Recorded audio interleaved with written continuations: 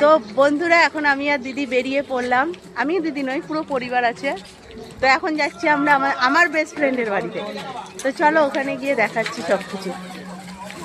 তো এখানে আমার বেস্ট ফ্রেন্ড দাঁড়িয়ে আছে আমাদেরকে রিসিভ করবে বলে, আর আমরা এক দল এসছি এই যে। তো ভাই চ।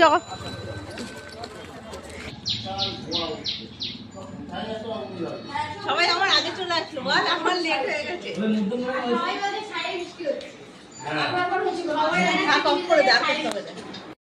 ভাই আমাদের জন্য ভাই লস কি জানি ফুটি মাজা নেন, এবার দে এবার দে। তোকে হেভি লাগছে কিন্তু জানিস। আচ্ছা বন্ধুরা তোমরা কমেন্টে বলো ওর ভাইকে কেমন লাগছে। তো এখানে এখন সবাই মাজা খাচ্ছে, এদিকে দিদি খাচ্ছে, টাকা বনি এদিকে ঢং।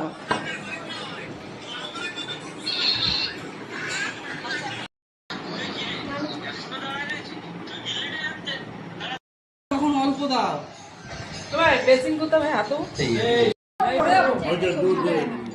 আমার মা পুরো